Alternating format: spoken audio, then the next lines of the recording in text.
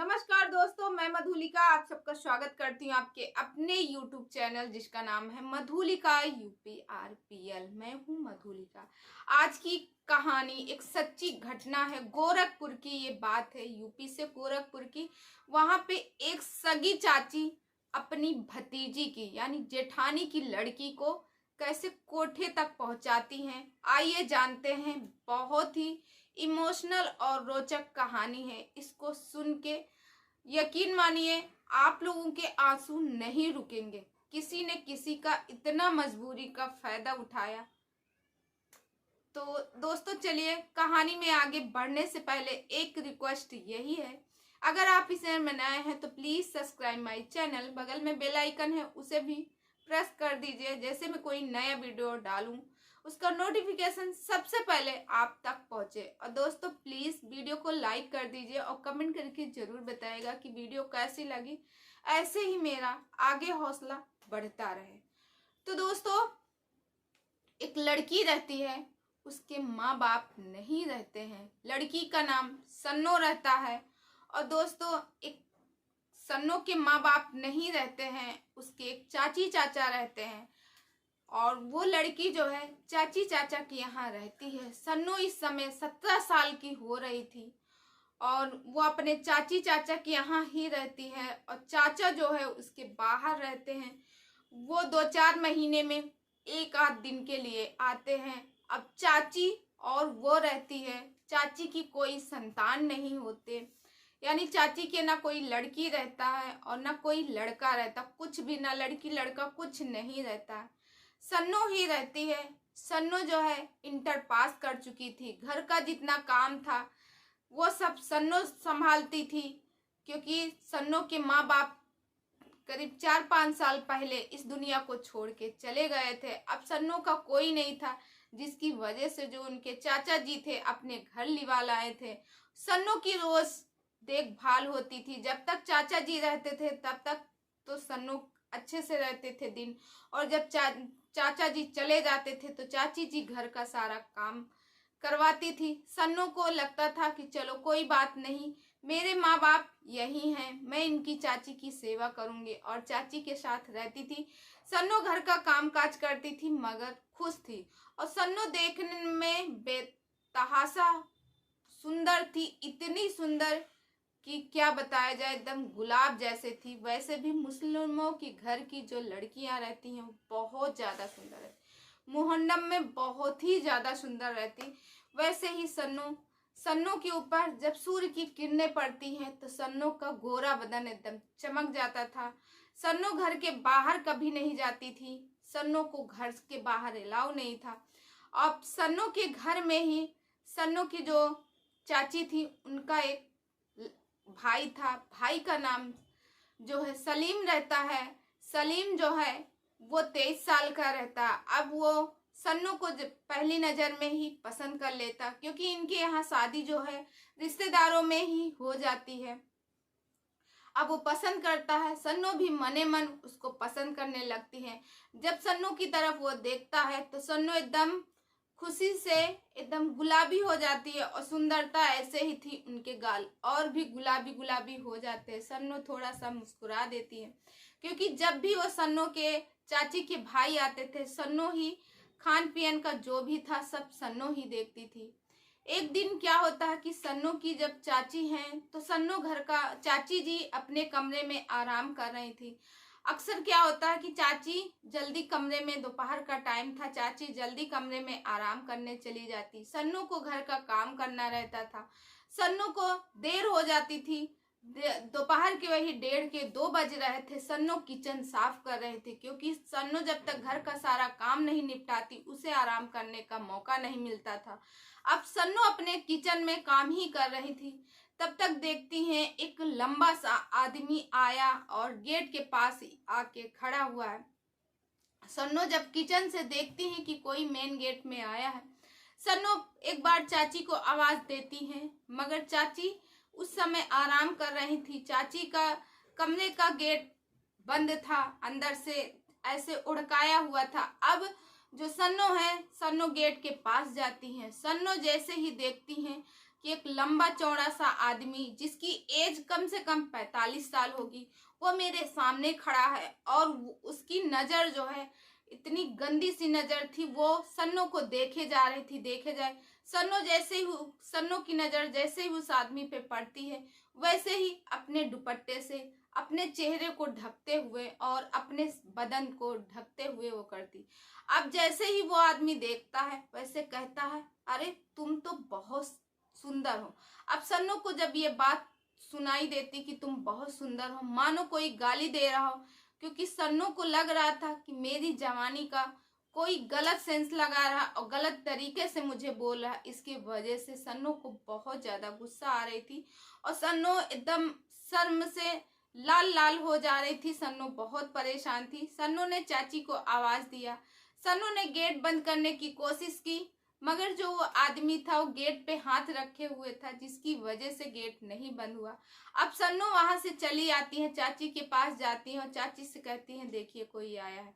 अब इतना कहने के बाद चाची उस आदमी को अपने कमरे में लिवा ले जाती हैं और फिर उसके बाद चाची जाती हैं किचन के अंदर। वहां से लेती हैं लहसुन के 2 जवे लेके लहसुन के अपने कमरे में चली जाती है। अब सन्नो की जो चाची हैं लहसुन लेके चली जाती हैं और कमरे का जो गेट था अंदर से बंद हो जाता है और सन्नो की चाची सन्नो से कहती है, अपने काम पर ध्यान दो और इधर उधर की बातों में मत ध्यान दो। अब इतना कहने के बाद अब वो आदमी कम से कम कमरे के अंदर 2 घंटे था। अब सन्नो के दिमाग में बातें चल रही थी, आखिर ये आदमी क्यों चाची से मिलने आया, किस वजह से आया, मगर सन्नो ने उसे ध्यान नहीं दिया। उसने सोचा होगा कोई होगा। फिर उसके बाद सन्नो देखती हैं कि वो आदमी निकल रहा। निकलने के बाद अब चाची की जो शरीर की हालत थी पहले से खराब थी। बाल जो है बिखरे हुए थे, कपड़े जो है इनके इधर उधर थे, क्योंकि चाची की अच्छे से चोटी बना के चाची लेटी हुई थी और कपड़े भी अच्छे से करके चाची लेटी हुई थी। अब सन्नो जब देखती है कि वो आदमी 2 घंटे बाद चला जाता है, तो चाची जी सन्नो से आके कहती है, देखो इस बारे में ना तो तुम चाचा से कुछ कहना और ना ही तुम सलीम से कुछ कहना। तो दोस्तों सलीम उसके जो भाई का नाम सलीम रहता, तो बोलती है, ना तो तुम सलीम से कुछ कहना और ना ही अपने चाचा से कुछ कहना। इतना कहने के बाद जो है उसकी चाची वहां चली जाती है। अच्छा, अब सन्नो के दिमाग में रोज बात चलती रहती, फिर सोचती चलो जाने दो, अपने काम में फिर उलझ जाती है। चाचा जी भी आए थे बीच में, मगर सन्नो से मिलते हैं। अब चाचा जी फोन करते तो सन्नो का हाल पूछते और चाची का हाल पूछते थे। सन्नो को अच्छा लगता था, सन्नो ऐसे ही घर के कामों में व्यस्त रहती थी। एक दिन सलीम आता है और सन्नो से कहता है, सन्नो उसका हाथ पकड़ता है और कहता है, सन्नो अब मैं सोच रहा हूँ कि तुम्हारी शादी की बात अपनी बहन से मैं करूँ और तुम्हें ले जाऊं। इतना कहने के बाद, क्योंकि दोनों लोग एक दूसरे को पसंद कर रहे थे, सन्नो भी और सलीम भी। अब इतना कहने के बाद सन्नो जो है वो एकदम लाल लाल हो जाती और उसे हंसी भी आती, क्योंकि वो उसको लगता है कि मैं अभी 17 साल की हूँ, मानो सलीम तो 23 साल का हो गया, मगर मैं तो 17 साल की हूँ और अभी इनकी कोई अच्छी ना तो जॉब है ना तो अभी कुछ है, और ये मुझे कहाँ लेके जाएंगे, कुछ करते हैं मगर उससे कैसे हमारा गुजर बसर होगा। और यही बात सोच के वो हंसने लगती है। वो कहता, नहीं मैं बहुत जल्द दीदी से बात करूंगा और तुमको दूसरे शहर में ले जाऊंगा, यानी गोरखपुर से कहीं दूसरे शहर में।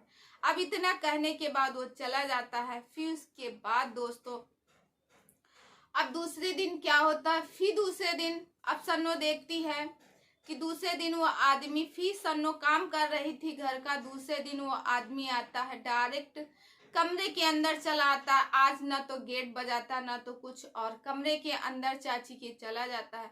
चाची फिर किचन में आती हैं और वहां से 2 लहसुन के टुकड़े ले जाती।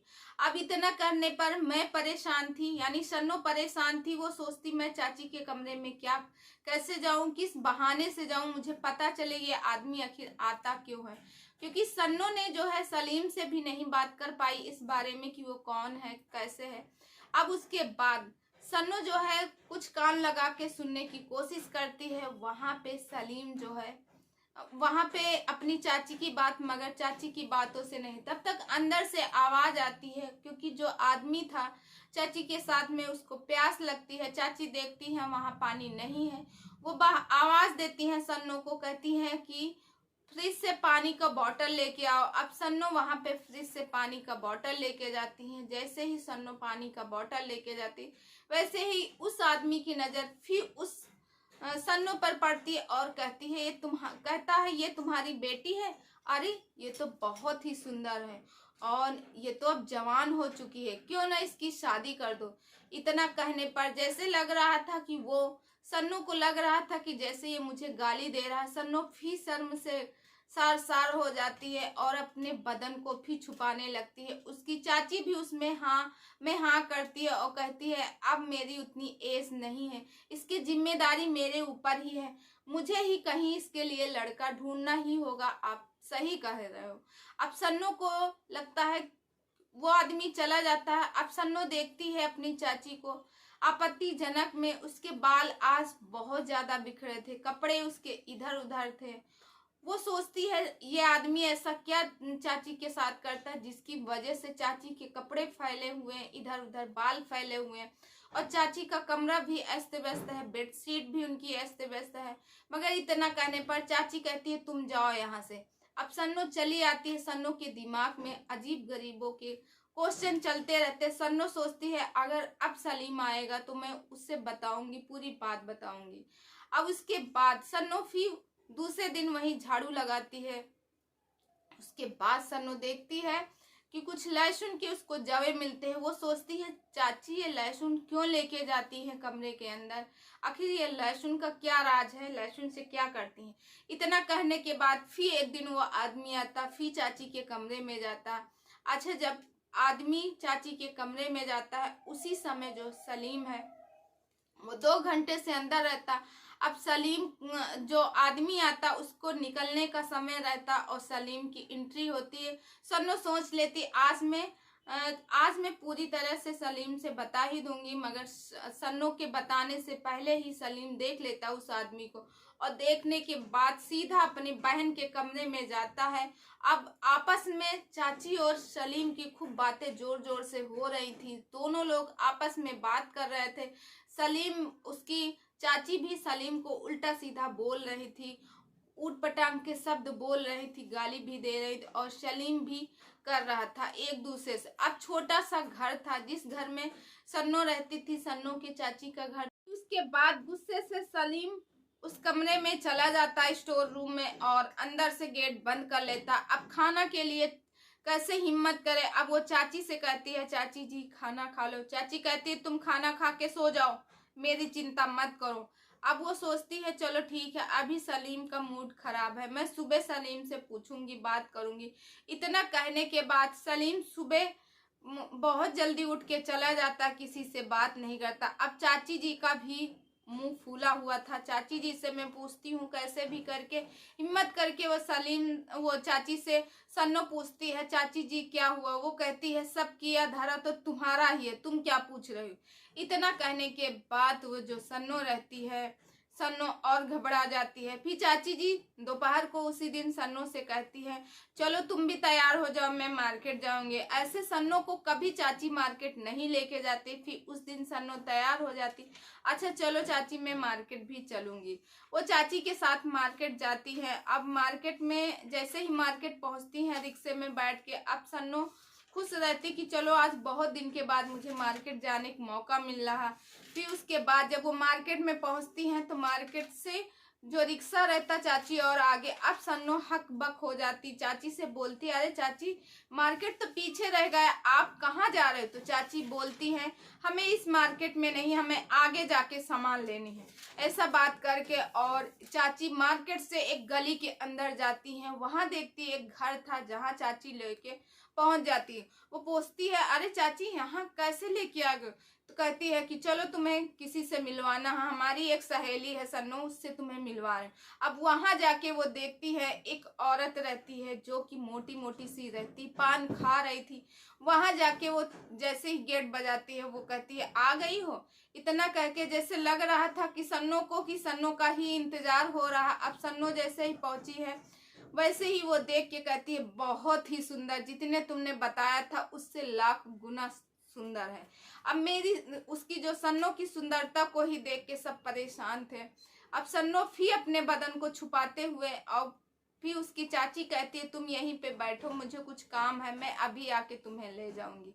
इतना कह के उसकी चाची चली आती है। अब सन्नो वहीं पे बैठी है, सन्नो अपनी चाची का इंतजार करती है।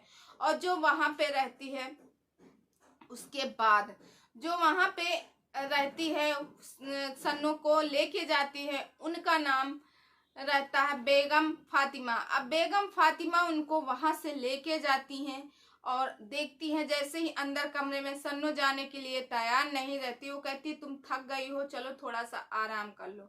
अब सन्नो सोचती है ठीक है मैं चलो आराम कर लेती हूँ, चाची मुझे आएंगी अभी ले ही जाएंगी। सन्नो को जैसे ही अंदर लेके जाती है, सन्नो देखती हैं कि कुछ लड़कियां गेट के पास खड़ी हैं छोटे छोटे कपड़े पहन के और चेहरे पे बहुत सारा मेकअप लगा के, जिसको सन्नो देख के घबरा जाती हैं क्योंकि और कुछ अजीब अजीब सी स्मेल भी आ रही थी। सन्नो परेशान थी मगर सन्नो के पास कोई ऑप्शन भी नहीं रहता। अब सन्नो जो है फातिमा के साथ चली जाती है, बेगम फातिमा के साथ अंदर। और अंदर जाके जब वहां जाती है तो सन्नो देखती है कि वहां पे एक औरत के पास भेजती है और कहती है कि ये नया नया माल है और ये अब आज से कस्टमर जो आएंगे इनको। अब सन्नो के मन में 50 सवाल थे। सन्नो को लग रहा था मैं कहाँ आ गई हूँ। फिर सन्नो जो है एक और रहती है जिसका नाम रहता है रुक्मीड़ा। रुक्मीड़ा के पास सन्नो जो है रुक्मीड़ा बानो करके वो रहती है। सन्नो उस रुक्मीड़ा बानो के पास सन्नो को छोड़ के चली जाती है और कहती है इसको शाम को तैयार रखना, कस्टमर आएंगे। अब रुक्मीड़ा बानो उसको समझाने लगती है, सन्नो रोने लगती है कि मैं कहाँ आ गई। सन्नो को यकीन हो जाता है कि मैं किसी दलदल में फंस गई हूँ। अब सन्नो रुक्मीड़ा के सामने हाथ पैर जोड़ती है, सब कुछ कहती है। रुक्मीड़ा कहती है उससे कहती है मुझे जाने दो और वहां से भागने की कोशिश करती है।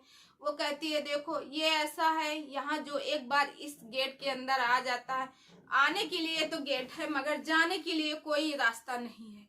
अब सन्नो उसके अंदर चली जाती है और फिर उसके बाद सन्नो रोती रहती है। तब तक फातिमा आती है। सन्नो इधर उधर करती है, भागने की कोशिश करती है। फातिमा आती है, सन्नो के एक कंटाप लगाती है और सन्नो के जो कपड़े पहने रहती है उसको फाड़ देती है।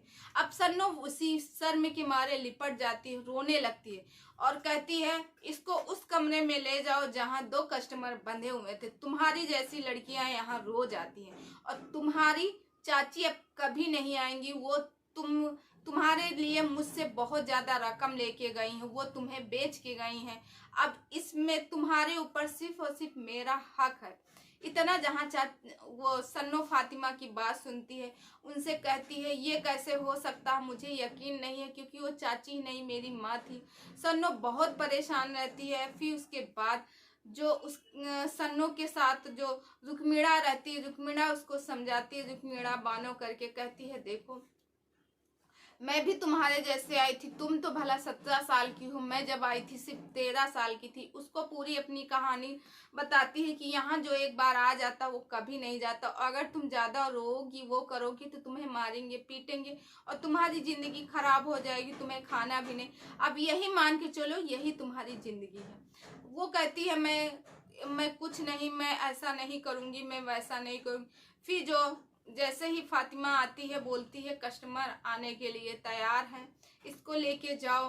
तो रुक्मीड़ा एक बार कहती है कि फातिमा से कहती है, फातिमा बानो से कि बेगम साहिबा मैं तुमसे एक बात कहना चाहती हूँ। बोलती है बोलो क्या है।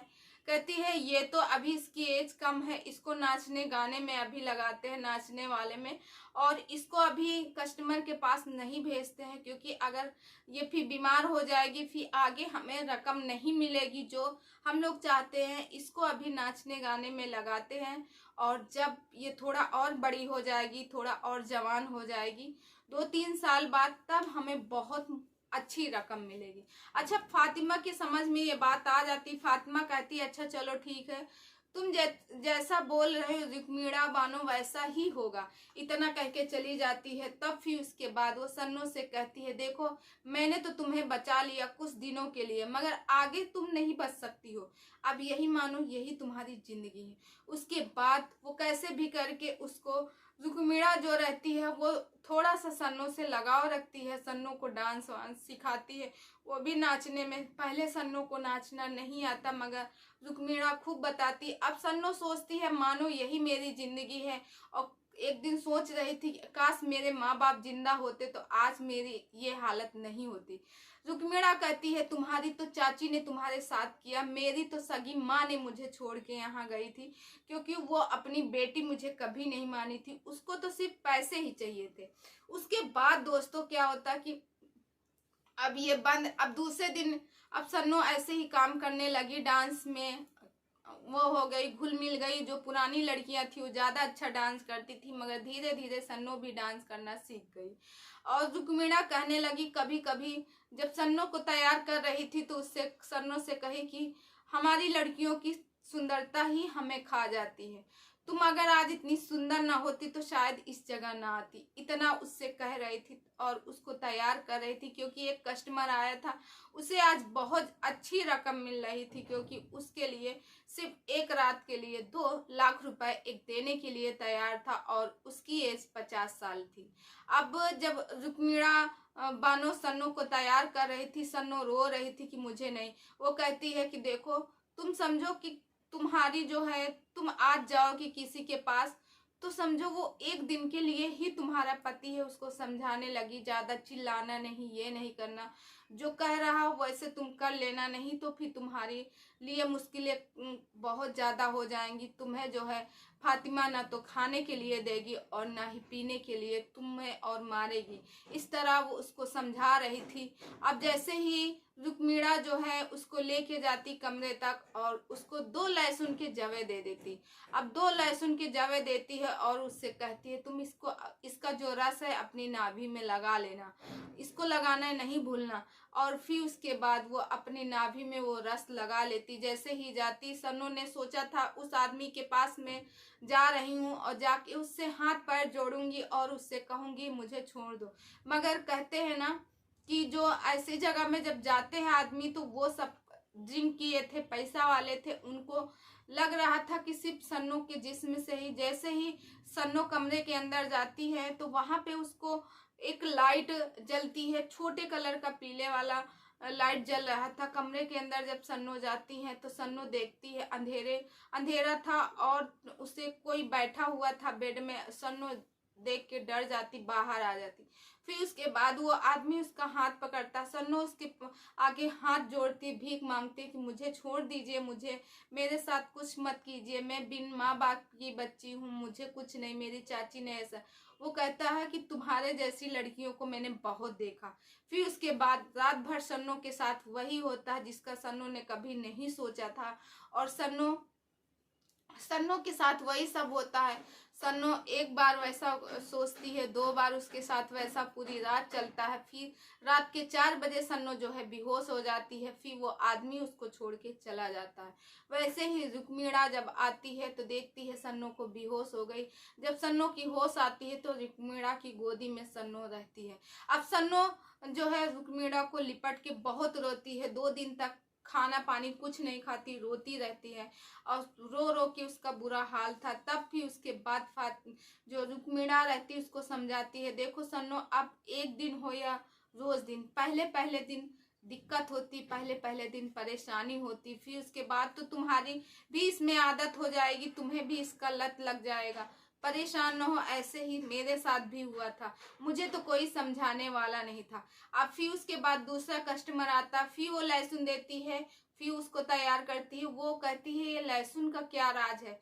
तो वो रुक्मिणा कहती है कि सन्नो तुम्हें एक दिन पता चल ही जाएगा। अच्छा, उसका नाम सन्नो नहीं, अब यहाँ से उसका नाम जो है बदल दिया जाता है। उसका नाम जो है सलीमा रख दिया जाता है। सन्नो से वो सलीमा हो जाती है। अब सलीमा को वहां छोड़ते हैं तो कहते हैं कि अब वो फिर उसको फिर वही लहसुन वगैरह लगा के वो रहती उसके साथ। फिर अब सलीमा के साथ अक्सर ये सब होने लगा। सलीमा एक दिन याद करती है, यानी वही सन्नो अपने दिनों को, कि मेरा नाम कभी सन्नो था, मैं तो भूल ही गई हूँ। फिर उसके बाद एक कस्टमर फी आता है और ये सलीमा के लिए, सलीमा के, क्योंकि सलीमा बहुत ही सुंदर थी, उसके लिए आता है कि मतलब एक नौजवान लड़का आता है। अब सलीमा जब उसके अंदर जाती है तो देखती है, और जो रुक्मिणा रहती है उसको फिर लहसुन देती है, कहती लहसुन लगाना नहीं भूलना। अब उसके बाद वो समझ नहीं पाती, वो कहती है अच्छा चलो ठीक है, अब मैं आज इससे पूछ ही लूंगी। मगर कस्टमर उनका इंतजार कर रहा था, जिसकी वजह से जो रुक्मिणा ने उसको अंदर भेज दिया और सलीमा जो है चली जाती है अंदर। अब वहां पे जब देखती है कि सलीम को देख के अंदर से तो उसे वो भी पहचान जाती है, मगर जब सलीम देखता है कि सन्नो है तो कहता अरे सन्नो तुम, तो वो पीछे हट जाती है और कहती है नहीं, मैं कोई सन्नो अन्नो नहीं हूँ, मैं हूँ एक सलीमा हूँ। तो कहता आज तुम झूठ बोल रहे, तुम नहीं सलीमा हो, और उसको झिकझोरता है, ऐसे उसके एक कंटाप मारता। कहता तुम ही जो है सन्नो हो। तब फिर वो पूरी बात बताती है कि चाची ने हमें ऐसे ऐसे किया, उस दिन तुमने चाची से क्या बात की थी। तब वो बताता है कि चाची से जब मैं और चाची जब बात कर रहे थे मेरी बहन की, मैं शादी करना चाहता हूँ, जब तुमसे बात हो रही थी उसी समय चाची ने देख लिया था। और जो वो आदमी आता था वो जो है वेश्याओं का दलाल था। और वो हमारी बहन जो है, क्योंकि हमारे जीजा जी घर पे रहते नहीं थे, हमारी बहन का लोगों के साथ संबंध रहते थे, इसकी वजह से वो, और उसने बताया था कि तुम दूसरे दिन जैसे ही मैं गुस्सा था, मैं घर से जल्दी निकल गया था, मैंने कहा चलो ठीक है मैं आऊँगा आज, अपनी बहन से बात करके तुमसे शादी करके ले जाऊँगा तुम्हें। और मेरी बहन जो है मुझे और तुम्हारे चाचा जी को बताई कि तुम दूसरे लड़के के साथ भाग गई हो। तुम्हारी बेवफा में मैं पीने लगा हूँ, यहाँ तक कि देखो मैं वेश्याओं के पास भी जाने लगा हूँ। उसके गम में जो सलीम रहता है, सन्नो के गम में एकदम पागल सा हो जाता है। अब सन्नो रोती है, सन्नो से कहता है कि चलो मेरे साथ चलो। सन्नो नहीं जाती, सन्नो कहती छोड़ो अब यही मेरी दुनिया है। फिर उसके बाद दोस्तों वो चला जाता है, वो लौट के आती है अपने कमरे में, जिसमें रुक्मिणा थी। रुक्मिणा बानो के कमरे में जाती है, वहां देखती है रुक्मिणा बानो की, क्योंकि रुक्मिणा बानो की इस समय तबीयत खराब ही चल रही थी। वो देखती है कि वो बेड से नीचे पड़ी है और बेहोश है। उनका पूरा जैसे ही ये नज़ारा देखती है, सन्नो उसके पास जाती है, जैसे उसको छूती है उसका पूरा बदन ठंडा हो गया था। और सन्नो को लगा कि अब रुक्मिणा शायद हमें छोड़ के चली गई। तो यकीनन रुक्मिणा इस दुनिया से छोड़ के चली गई थी। सन्नो उसी जगह पे रोने लगती है, जिसका नाम अब शर्मिला, जिसका नाम अब चेंज हो गया था। सन्नो भी अपने याद को रोने लगती है और कहती है मैं क्या थी, क्या हो गई हूँ, अब तो ये भी मेरा साथ छोड़ दिया। तो दोस्तों सन्नो आज भी इंतजार करती कि मेरी चाची अगर मेरे साथ ना की होती तो वहीं सन्नो उसी जगह पे उसी कमरे में, और वहां पे जो रुक्मिणा रहती एक लेटर लिख के जाती, वो कहती है कि जो इस दलदल में आ गया वो एक बार आता है हमेशा फंस जाता, हमारी कोई इज्जत नहीं करता। तो सन्नो इसीलिए सलीम के साथ नहीं जाती, क्योंकि वो कहती ना तो हमारी अब कोई शादी करेगा हमसे, अगर तुम शादी भी करोगे तो समाज नहीं, मैं अपने आप को कैसे मानूं कि मैं सिर्फ तुम्हारे लिए ही जी रही थी। आज न जाने मुझे कितने लोगों ने छुआ होगा, जिसकी वजह से वो उसके साथ नहीं जाती। अब जो लहसुन वाली बात रहती, जिसको ये सोचती है सन्नो कि मैं आके रुक्मिणा से पूछूंगी, उसमें लिखा रहता है कि लहसुन का जो रस लगाने से नाभि पे हम जो वैश्याएं रहती, जो महिलाएं रहती, उनको किसी प्रकार की बीमारी नहीं होती और सबसे खास बात होती है कि वो प्रेग्नेंट नहीं होती है, जिसकी वजह से लहसुन का रस नाभि पे लगाया जाता है। अब ये बात सन्नो को जब पता चला कि लहसुन इस वजह से, सन्नो उसी समय बहुत रोती है और याद करती है कि काश मेरे माँ बाप होते तो आज मुझे ये दिन नहीं देखना पड़ता। तो दोस्तों आज की कहानी ये है, और दोस्तों ये बहुत पहले की बात नहीं है, ये सन 2019 की बात है, गोरखपुर की बात है। आज भी सन्नू उसी वैश्या में है, उसी हालत में है, क्योंकि सन्नू बाहर निकलना नहीं चाहती है। अब वो कहती है कि लोगों की नजरें मेरे ऊपर पड़ेंगी तो क्या मुझे सोचेंगे। तो दोस्तों आज की एक कहानी आप लोगों को कैसे लगी कमेंट करके जरूर बताइएगा। दोस्तों कहते हैं ना, किसी के ऊपर विश्वास नहीं करना चाहिए। अपने ही आज सन्नो को लूट लिए हैं। अगर आज उसकी चाची उसको उसके साथ इतना बड़ा धोखा ना करती तो सन्नो की जिंदगी कुछ और होती। तो दोस्तों इसीलिए कहते हैं माँ बाप से ज्यादा प्यार इस दुनिया में कोई नहीं करता है। सारे रिश्ते बने बने के होते हैं, और फिर आज के युग में तो और भी। तो दोस्तों इस वीडियो को यहीं करती बंद, और कल मिलती एक अच्छे से वीडियो में। तो दोस्तों आपको ये स्टोरी कैसे लगी कमेंट सेक्शन में आप कमेंट करके जरूर बताइएगा। मैं